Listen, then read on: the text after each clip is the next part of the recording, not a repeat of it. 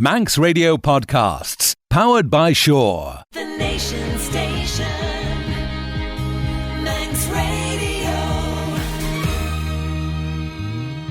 Hello and welcome to the latest look back at talking heads over the past week. Paying for parking, the domestic rating system, and security in the wake of the Paris attacks were all discussed this week. Here's Stu Peters with more. The Nation Station, Manx Radio. Should security be stepped up in the wake of the Paris attacks? The UK Home Secretary says increased security measures at UK ports and cities will remain in place following Friday's terror attacks in Paris. Despite what's happened across the Channel, Theresa May says it's not necessary to raise the threat level beyond its current severe. Mrs May chaired an emergency COBRA meeting earlier, after which she vowed that Britain would stand shoulder to shoulder with France. Should security be tightened in the wake of the attack? Would you support more checks at the ports here in the Isle of Man? What about in the UK and across Europe? Should there be a much tighter approach when it comes to border controls between jurisdictions? Or would that be unworkable now? What do you think ought to be done about it? Do you think that anything can be done about it? Would you mind if it was a lot more difficult to travel from the Isle of Man, to and from the Isle of Man, if it enhanced security? Because that's kind of what we're talking about. Looking at the wider picture, what do you think can be done about ISIS? Do you think anything can be done? Rob called, the EU opened its doors across Europe. That's the problem. The attackers were EU citizens and could move freely throughout the region. The UK is more secure because there are more border controls. That's why it hasn't been hit as badly by attacks. The situation stems from open borders. These were homegrown terrorists. Hi, Stu, with reference to the atrocities over the weekend, on one hand we have police telling us to lock our cars and homes, but the European politicians with their rose-coloured spectacles have allowed more evil persons to enter all of Europe by having an open door policy. How can it be resolved? Horse and stable door spring to mind, says Howard. Let's go to the lines and see what Nita makes of it. Hello, Nita. I think now it's time that we did have the borders closed and people were checked coming in and out of countries.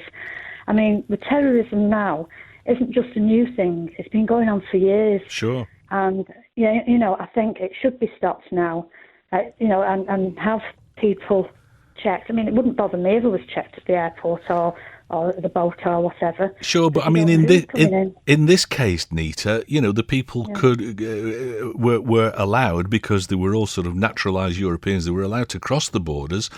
So, I'm sure that they had passports and things. So, nothing would have stopped them necessarily, would it? Yes, but how are they getting the passports in the first place? I mean, you've got an advert on the radio here saying that from cash handlers to cleaners, there's background checks. So, they're just giving passports to anyone, are they? Or do they have background checks giving these people the passports in the first place? Well, again, I would imagine that probably an awful lot of these people would pass background checks. It's just when they get into Europe that they become radicalised, and that's when it all starts to go horribly wrong. I know what you're saying, and I'm not disagreeing for a second with you. That if it can be clamped down on, that would be a great thing. I just wonder how you could do it.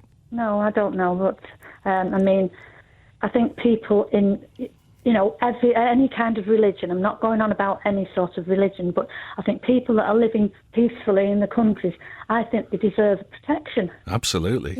Yeah, couldn't agree more. I know there's always naughty people in every country, I know that.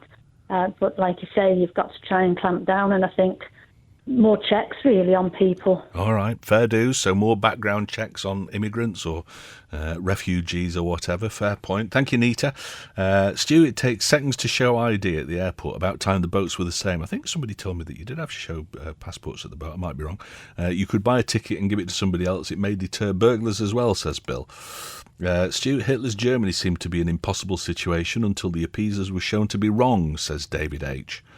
OK. Stu, if, as you say, 95% are moderate Muslims, I have no reason to doubt this, in the name of their religion, why are they not screaming, not in our name, from the rooftops? Yeah, I'd like to see more of that. I think there are some people doing that, but not enough. They have the power to stop the radicalisation of young people by rooting out the hate preachers and making them known to the authorities. Yes, I agree. But there seems to be a deathly silence from this 95%. This is only going to be resolved by decent Muslims standing up and getting behind the government of the country they've chosen to live in. Some good points there, Ray, and I think I'm totally in agreement with you about that.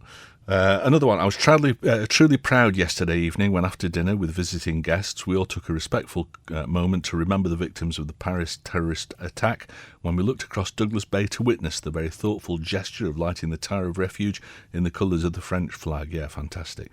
For such an iconic Manx structure to be transformed in such a way shows that we as a remote island are thinking of our French friends and island-based French community. Very well done to all concerned in illuminating the tower in such a powerful gesture of support against the evil we all tolerate in today's troubled world. That from Ernie. Thank you very much, Ernie. Let's go to the lines. We've got John on. Hello, John. You know, we've all been listening to this stuff about ISIS now for just seems forever. And what do the superpower governments do? You know, they stand back or send a plane over, drop bombs, send rockets over, whatever. I think the reality is now it's time that every sensible country or not so sensible countries in the world got together, put together some sort of massive peacekeeping force. Yeah. And just basically go in there with, this time, rather than the Iraq scenario, they have all the infrastructure there so that as they go through, all the people who are left, who are basically innocent victims, can be rehabilitated, they can sort out the infrastructure and just gradually restore order to the whole area, right? Well, it seems that the Russians are fairly keen on sort of getting stuck in there. Putin is not afraid of rolling his sleeves up, is he? My one hope is that the Russians and the Americans, and therefore the English and everybody else in Europe, can work together on this, because otherwise we've got the makings of World War III. If the Russians and the West fall out about this, then, you know, we're really in the mire, aren't we? Stu, we've been in World War III now for some years. It's just nobody wants to recognise it. I mean, the point is it's not a normal war, but we're not living in a normal world anymore, are we? I mean, you look at it, communication now is almost instant right across the globe.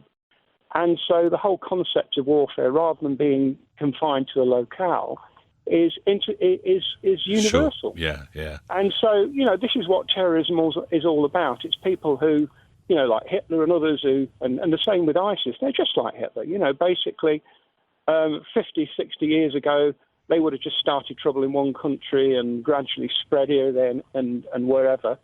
And effectively everybody, all other countries who didn't want to know about it, didn't want it to happen, would have done what they did in the Second World War. Yeah. But now it's different. You see, it's all gone. It's just international, and it's terrorism is the current. And it's very fragmented as well, of course, so it's difficult. You've not got sort of front lines to send troops to. It's fragmented right across the globe, isn't it? So that's right. Yeah. All right, John, I need to leave it there because I'm running short on time, but thank you for your call. The Nation Station, Manx Radio. Could fixed penalties be effective in tackling rundown properties in the Isle of Man? Owners could soon be fined up to £5,000 if they don't look after a building or a piece of land. New measures to deal with dilapidated properties and unsightly land are being planned by the Department of Infrastructure. A public consultation has been launched and the DOI wants to hear your views between now and Christmas. So, are fixed penalties the answer when it comes to dilapidated properties in the Isle of Man? Are rundown buildings a real issue, or could it be difficult to motivate property owners? Hi Stu, I think all dilapidated property owned by off-island residents should be bought by compulsory purchase by the government at the dilapidated value. The outerwork builders could renovate, then sell at market value. Stu, if penalties were per day or per week, perhaps the owner would be encouraged to act more quickly, says David H. Will these laws cover derelict property in the countryside or just in towns? Should make them repair or sell, says Gary. Countryside as well, as I understand it. You have no idea how depressing it is when every spring you go out and paint your cottage in a conservation area, put flowers out, only to find that some people who live away off island or on island or tenants just don't care. Delighted with this new rule, says Anne. Okie dokie. Great idea to slap a fixed penalty on rundown property. The question is, this is good, who gets the penalty for Summerland, Mount Murray and Ramsey Pier? Interesting. Contentious, that's the way we like it. Seems like a no-brainer on the face of it, says one of our contributors. What I would like to see, however, is an informal approach first. It could be the case that perhaps a property owner is ill or elderly, and there's a social reason behind the dilapidation of a property or the untidiness of a garden. True, yeah. A compassionate and informal word from the local authority in the first instance would be a good idea before hitting potentially vulnerable people with a fixed penalty notice. Don't object to it being available as a last resort, though. Thank you. I think they should start with the properties owned by government. If an elderly couple or those who have fallen on hard times can't afford to spend on their properties, then they will be further penalised. Yep, okay. How will the government fine itself? I'm thinking about the Summerland site. It's appalling, says Christine. This will create more pen-pushing jobs for government, so that's why they'll like this, says somebody else.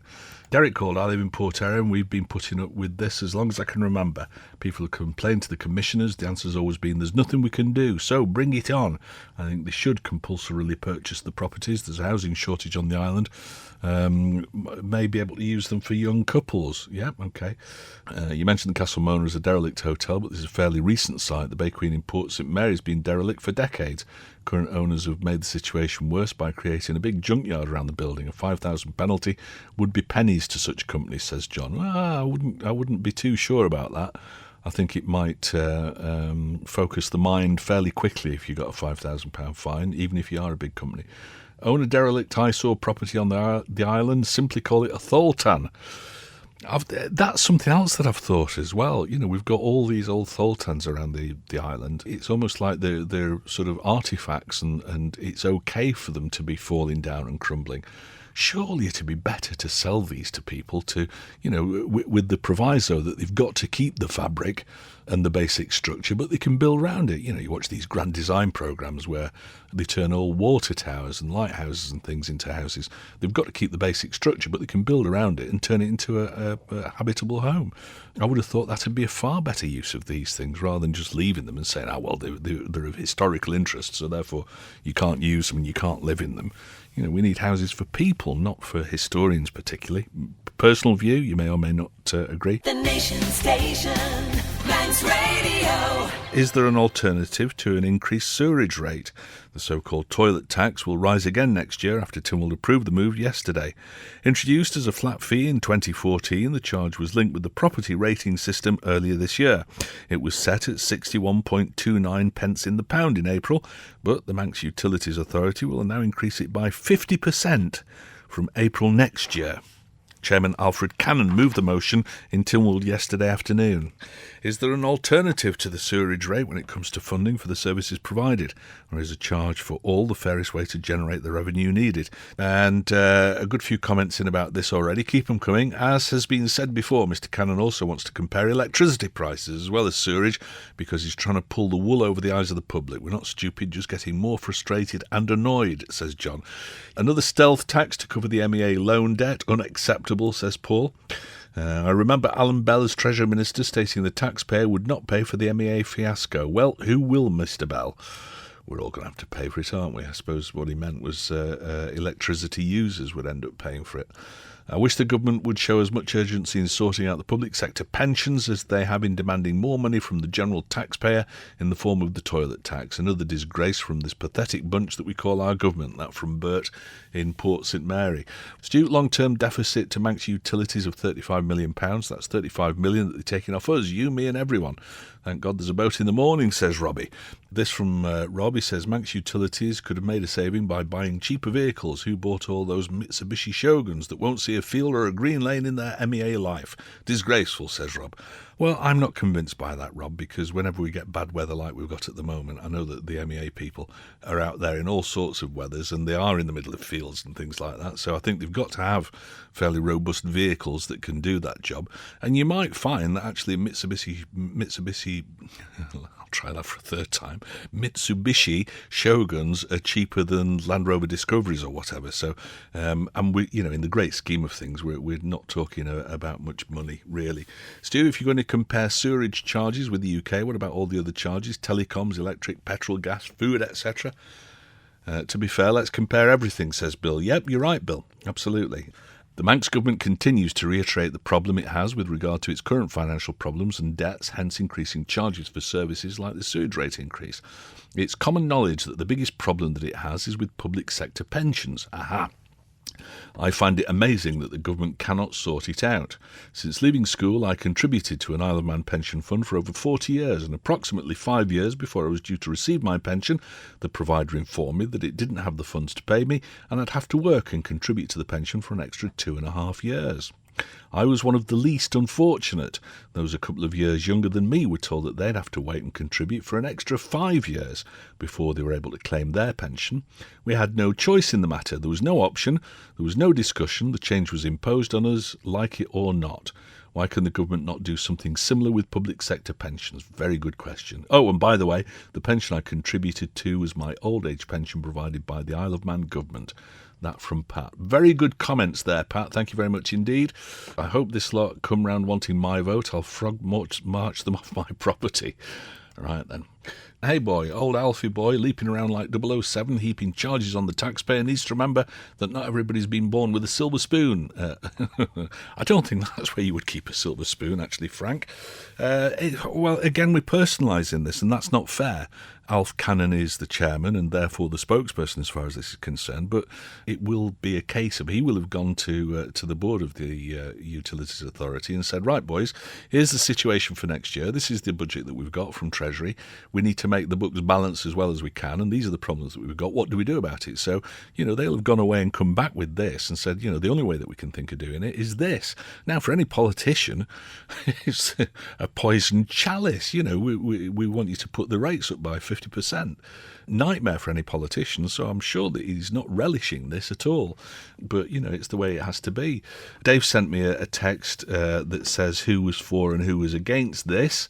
Those who were against it, Beecroft, Crageen, Horton, Hall, Jockin, Karen, Malarkey, Peake, Quirk, Thomas, Cretney and Turner in Ledgeco, and that's about it. They were the ones who voted against this, apparently. I live in my own bungalow in a wheelchair on my own. With my condition, I use the toilet 3 times a week. Next door has 5 people in, at least 10 times a day. I know that I'm an extremely something. This also applies to rates. Can't every earner pay rates? Thank you from Ray. The system is unfair, Ray. We know that. We've all agreed that on the programme, and it should be a user pays principle. It isn't, and it was promised that it would be, and it isn't. Stu, I hope all those who are complaining about the government voted in the last election. If you want change, you need to vote.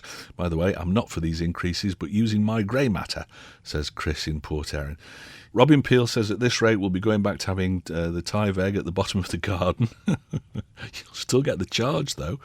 Even if you dig a pit. Nobody ever wants a price increase, but I just want to challenge the idea that government departments should be able to wash their own faces through revenue generation. We pay taxes and VAT, which is supposed to fund public services. The idea that any subsidy from Treasury is somehow inappropriate for such services seems a bit of a false argument. Good point. Very good point. Stu, how lucky, this is a perspective thing, how lucky we all are only having to worry about paying extra toilet taxes. Much better than living in Syria, says David H. And most other parts of the world, is my view on that. Stu, I'm changing my water supply. A water aid only costs £3 a month, says Pete. Stu, we must clamp down on spongers. The biggest ones are the millionaires who only live here as tax dodgers. Pay your share or get out, says Claire. Well, you've got to be careful about that. I mean, the millionaires are contributing a huge chunk of money to the revenue of the island, so you've got to be careful not to cut your nose off to spite your face as far as that's concerned. Talking Heads, brought to you by Magic Carpets, with the only Carndine design showroom on the island. You're listening to the latest Talking Heads podcast, featuring highlights from the programme over the past week. The Nation Station, Manx Radio. Who should pay for parking? Tynwald has approved a Department of Infrastructure motion which will see politicians and senior government workers within Douglas disc zones paying for their official parking spots from April next year. The charge will be phased in, starting at just under £200 a year, reaching just £770 a year in 4 years' time. I think the going rate at the moment for those parking spots in Douglas is about £1,200 to the private sector. It was the third time that the idea has been debated in the Tynwald Chamber this year. It stems from a raft of changes in charges proposed by the Department of Infrastructure last year in response to a budgetary requirement to raise more income. The changes for the public included an increase in vehicle duty, charges for parking at the airport and for the school bus, and a change in eligibility for concessions for the buses and railways. But the introduction of parking charges for government staff was considered a cross-governmental issue, and the idea stalled earlier this year. The situation prompted Douglas South MHK Kate Beecroft to bring forward a motion calling on Tynwald members to support the idea of politicians paying for their parking. But an amendment by Ramsey MHK Leonard Singer to that motion drew government workers back into the debate. Last month, the policy drafted by the department was rejected by the Legislative Council, with some members in both chambers arguing the measures were unfair and discriminatory to some staff. Infrastructure Minister Phil Gawn brought the motion back for a combined vote, but an amendment put forward aimed to put the brakes on part of the policy. That amendment was ultimately rejected, and the policy was approved by the court. Is the policy a step towards a fairer system? Should charges have been rolled out across the board for all government workers who get free parking, or should the motion have been restricted simply to politicians? This from Ian. He says, "Hi Stu, as I said a few weeks ago, how much time are they going to spend talking about trivial matters? It's going to be painful if they ever have a real issue to discuss. No wonder people are fed up with politics." Yep, I agree with you, Ian. It seems that they've spent longer debating this than some other things that we would all consider far more important, like public sector pensions maybe. Maybe slightly unfair, I don't know what goes on behind closed doors, but it does seem that our politicians only really get exercised over trivial things like this. Dave sent me a text. He says, let's get the facts straight here once and for all. Yeah, well, yes, let's do that. Facts. They're going to spoil a good story, I'm sure, but yes, let's get the facts straight. Mrs. Beecroft's original motion was for MHKs and MLCs to pay for parking. Yes, that's true. Mr. Gawn hijacked the motion. That's not true. It was Leonard Singer, and turned it into this total cock-up. He tried to rush it through to make himself look good and popular for the next election and failed, says Dave. Well, you failed as well, Dave, because you're trying to put the facts out on the table and you're getting them wrong. Stu, reference parking. Gawn's plan will see another raft of pen pushers billing one department from another. It'll achieve little apart from more paperwork. How about a radical idea? Get rid of most of the disc zones apart. Maybe from the prom and small areas of the centre of town. This will have the effect of getting rid of some government non-jobs in the DOI who administrate this, and will also end the farce of office workers moving cars every 2 hours.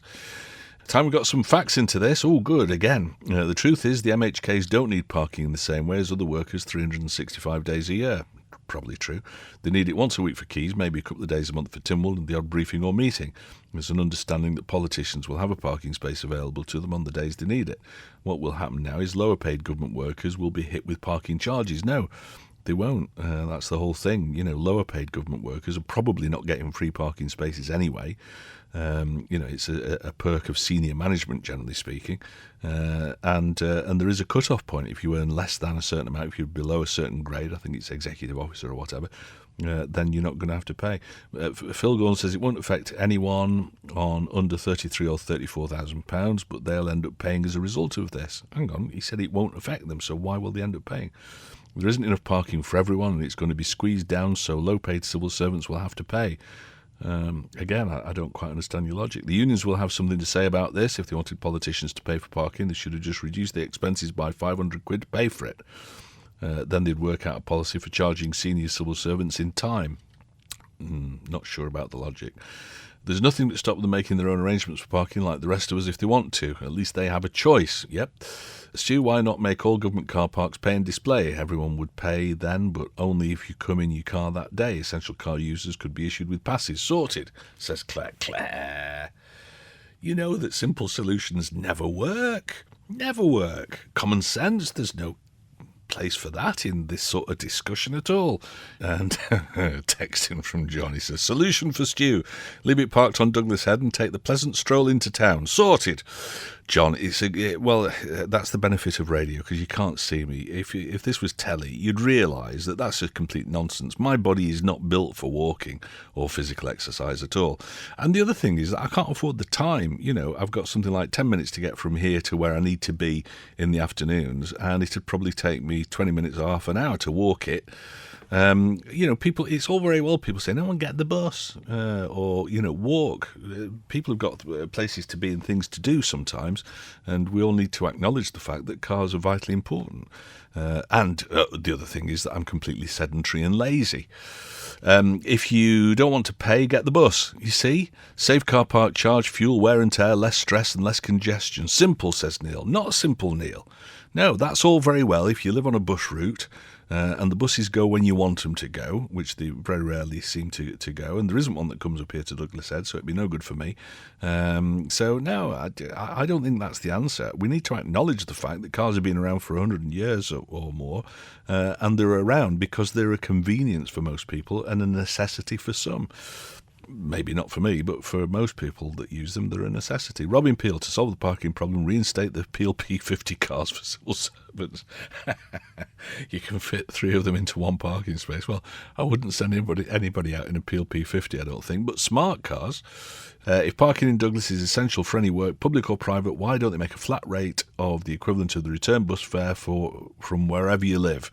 And I agree why this is not being brought in immediately is the brutal cuts in benefits, the increases in taxes and all the other unfair measures that come in with a week's notice, says Jan. Car Park Chester Street, we're paying over £750 a year for private spaces to government in 2004. It's just a cheap deal for civil servants, of which there are too many. Get them to park at the bowl or the grandstand and be bussed to the door. Okay, if everybody went by bus, the buses would be too full. There is that as well, I suppose. Stuart, sat in your regal chair on the fence, I wonder as to whether they'll increase the mileage charge to enable them to pay the parking at work, says Colin. Well, you can buy a bus ticket for a week for less than £20 that can be used all day for 5 days. Bargain, says Paul. I can run a car for 20 quid a week for the journeys that I want to do, and it goes where I want, when I want to go, and I don't have to sit next to disagreeable people. So I would suggest that cars are a bargain as well, if you look at it that way. The only reason you won't use the bus, Stu, is that you're afraid of getting your ears bent by unhappy taxpayers, says Pat. No, I'm quite happy for that. But, Parking. Ledgeco again showed the true colours. Time to get rid of them all, especially the one who just mutters all over Tynwald Live. Never does anything himself except backing his paymaster. Couldn't possibly comment.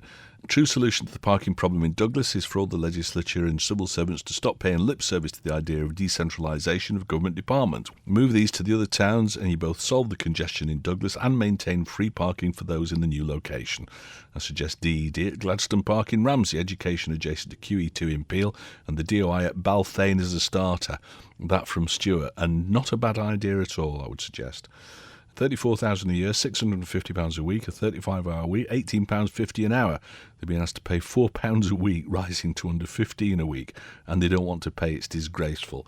Yep. I've just been to Coventry to visit my sister in hospital. It cost me £4 to park for just under 2 hours at the hospital. I also know a man who works for Birmingham Council. He pays £7 a day to park when he goes to work. Nobody argues over it. They just pay it. When you have a car, it's all part of the cost. Okay. Stu, simple. Get MHKs and civil servants a Segway. Each, no problems parking anywhere, says Bill. Right, now come on, let's put the pitchforks away. It's not fair to classify everybody together and say that it's unfair. The Nation Station, Manx Radio. Is halting the domestic rating revaluation project a practical move. Treasury Minister Eddie Teare, who said there won't be enough time to revalue every property on the island in the prescribed timescale. In October last year, Tynwald supported a motion tasking the Treasury with carrying out a number of recommendations, including the revaluation, which was due to be completed by February next year. They included amending the Rating and Valuation Act and, along with the Council of Ministers, working towards modernising or reforming the existing rating system. Physical inspections of the island's 40,000 plus domestic properties was ruled out. Instead, the new rateable values were due to be based on capital values across 9 different bands using existing data from the Valuation Office records.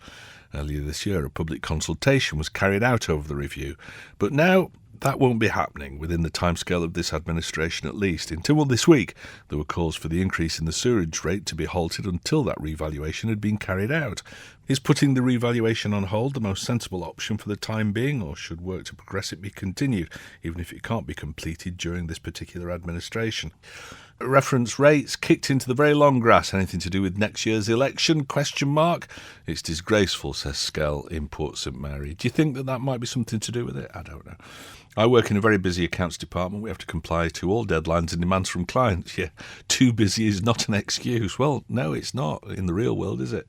Anyway, the rates shouldn't be assessed on house value, but on the number of people using the services, the cost of which is already known to the government.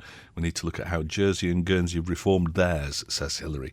Oh, right, I didn't realise that they'd had a big reform, but if so, and if that system is fairer, that's all that any of us want in life. Fairness, isn't it?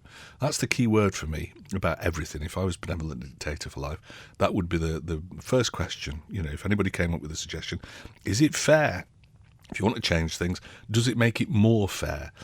If I lived in the sticks like Mr. Tier, I'd probably not be in a hurry to revalue the rates either, says somebody else. Okay, let's go to the lines. We've got Dave on from Ballasalla. Hello, Dave. I'm getting a little bit fed up of hearing this. Well, we can't do this because we haven't got time. We can't do this because I need to...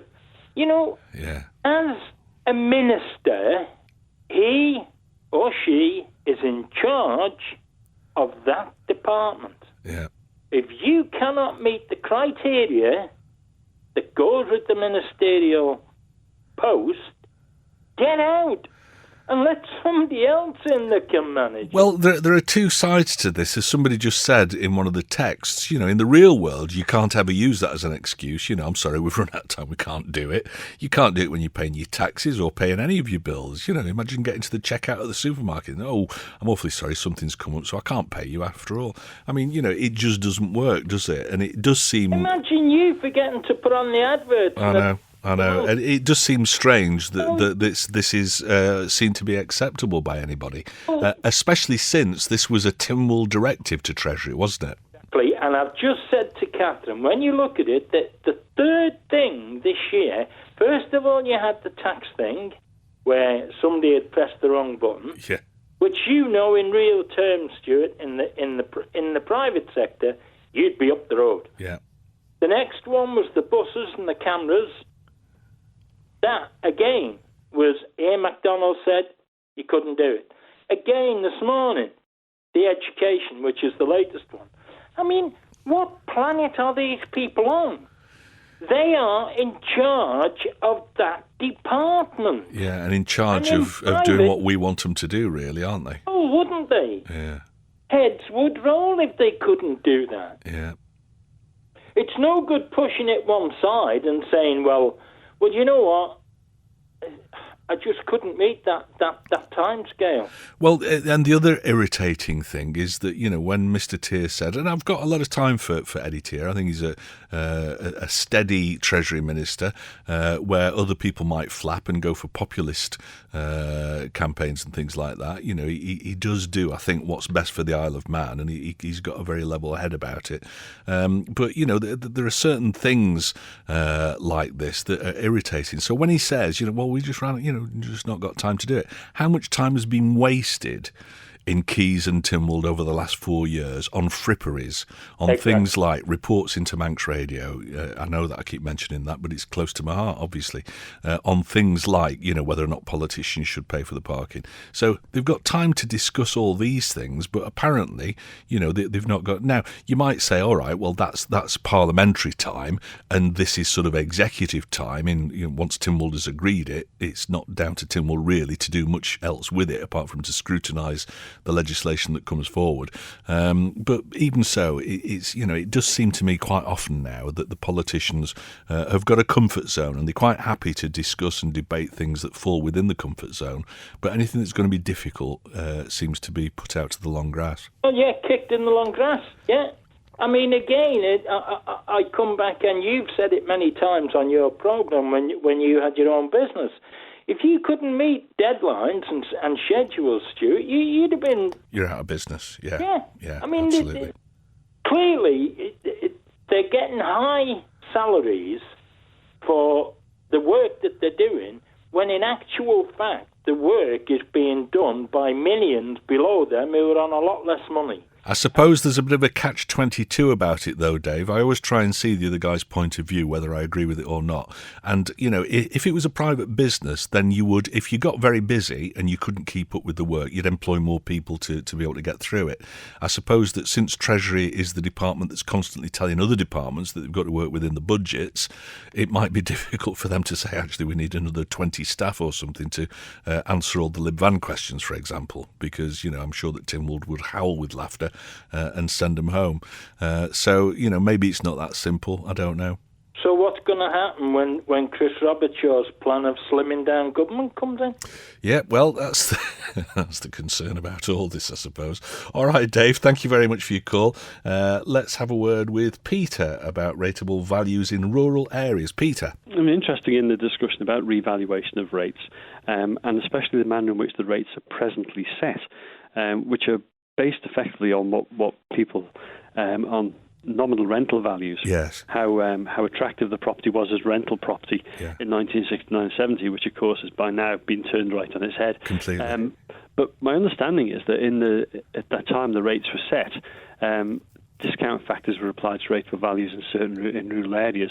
So because a property was in Kirkmichael, for instance, when the rateable value was set, the discount of 50% was applied to it. Yes. And in Mackle, the discount of 40% was applied to it, which means that effectively at the present time, if you had a three-bedroom house in Douglas or Ramsey or Castletown now, and you lifted exactly the same house and put it in Kirkmichael, rateable value would be half what it is in the town. Unfair. Now, I think an all-island rate is the answer, to be honest. It may be, yeah. The point with that is that in terms of local authority rates, it makes no difference. If you take all the rateable values in Douglas and halve them, the amount the authority has to collect is exactly the same, so the rate gets doubled. If you double the rateable values, the rate gets halved because you only have to collect the same amount of money. Where it becomes unfair is where that system is used to collect contributions for all island services. Yes. So in the case of Kirkmichael, a 50% allowance applied to it of £120 rateable value is a rateable value for property in Ramsey, Douglas, Castletown. They're going to pay under next year's sewage rate £110. Yeah. But if it's in Kirkmichael, they're only going to pay £55. Crazy. Now, quite apart from the question about how many people live in the houses and how much of those services they use, the fact that you've got rateable values which are so abjectly unfair, purely on the basis of these discount factors, is something that needs to be addressed. Yeah. And maybe the easiest thing to do is just to say, well, what were the factors that were applied when the rating valuations were assessed initially? And let's just take them away and level the playing field across the island. I agree. You may not have a fair system, but then the existing system's not fair. But taking away those factors might make it slightly fairer, especially when people have been asked to pay rates as a means of contributing towards all-island services. I think that an all-island rate would be a fairer system. I think that this whole thing about rural rates being different to the rates in towns is nuts. The island is so small that, it's not as though somebody who's in Kirkmichael, for example, doesn't get the facilities that are being paid for in Douglas or wherever. So, that's crazy. But also, as somebody said earlier on, it ought to also be biased in terms of the number of people within a property who are using the services. And, all right, it's not the easiest thing to do, but it's not the hardest. Surely it's a fairly mechanical exercise to get that right, you would have thought, wouldn't you? You'd have thought so. It is effectively a poll tax. What they've done with the sewage rate is an all-island rate. It's unfair because the rateable valuation system is wrong. Sure. In fact, it would have been fairer, rather than to say we're going to charge a 92p rate, to say actually we're going to charge every property. Which is how it started. It was £50 a year per property, wasn't it? And then it went up to 100, and then it went on to the rateable value basis instead, which is, to me, a backward step. Well, it is, because the rate system is wrong. Treasury acknowledged that the rating system is wrong, and it's long past the revaluation. And it would have been fairer to have done the revaluation and said, right, we're now going to apply a rate to it. But you're right, there are still issues in relation to how many people are using the services, and there is an argument that if you've got a single person living in a 4-bedroom house, then that's their choice. Sure. On the other hand, there are lots of people living in large houses who actually either or unable to find other property, or are renting a property larger than their means because there isn't the property in the rental market for them, or perhaps in a property where if they sold it, wouldn't have sufficient income to find somewhere else to live. Maybe, yeah, there are a lot of factors, yeah. So you'd need to factor that in, I suppose. But like I say, it's not an easy equation, is it? But it's one of those that surely the politicians come up with some sort of a formula and then apply it fairly quickly. You'd have thought. I think what they ought to be doing is looking at what the situation is and letting people know how the rates are set and what differentials apply between different areas of the Isle of Man, and actually having regard to that when they're thinking solutions. At the moment, they seem to be just ignoring that factor and going for what they think is the simplest way of gathering money, although it is objectively unfair. Yeah, I think you're absolutely right. Some cracking points there, Peter. Thanks for calling us today. Stu, I agree with you. Oh, good. But the scale of this re-rating is an enormous job. It's going to take at least 2 years to do it properly. It's not something that could be done in a week or two, says Dave. Hi, Stu. I guess the reason Mr. Tier is saying that they've run out of time to amend the rating system in summer is because Mrs. Beecroft and Co. continue to create logjams by continually going over old ground already discussed, agreed, passed, and in most cases even paid for. I bet Mr. Tier and his colleagues are rubbing their hands together that because of this foolishness they're absolved from pushing through the more difficult issues leading into the end days of this government. That's the view of Ray. Stu, I agree with you. Not sure what I'm agreeing with, but it's Friday. Have a good weekend, the Isle of Man, and let's smile a little more, says Richard. Good man. Post of the day, that one. Talking Heads, brought to you by Magic Carpets, with the only Carndine design showroom on the island. That's it for the latest look back at Talking Heads. Our thanks to everyone who contributed to the programme. If you'd like to get involved in the discussion, you can call, text or email between midday and 2 p.m. on weekdays, or you can share your thoughts at any time on the Facebook page, Talking Heads with Stu Peters. You can listen back to each day's programme in full using the on-demand section of manxradio.com, and the website's also where you'll find an update of what's being discussed each day. You can also keep up to date with that information by liking the Facebook page or following Stu Manx on Twitter. And if there's anything you think we should be discussing on the programme, let us know. Email talk@manxradio.com, and you can do that anytime. But that's it for now. So until next time, goodbye. Don't sit in the slow lane. Join the fast lane right now with Shaw's all-new Superfast Plus broadband. Enjoy more bandwidth, amazing speeds and the best value on the island from just £23.95 per month. So don't be left behind. Get a piece of the high-speed action with Superfast Plus broadband from Shaw. For details, visit our stores in Douglas, Ramsey and Port Erin or click shaw.com. Love being Shaw. Terms and conditions apply.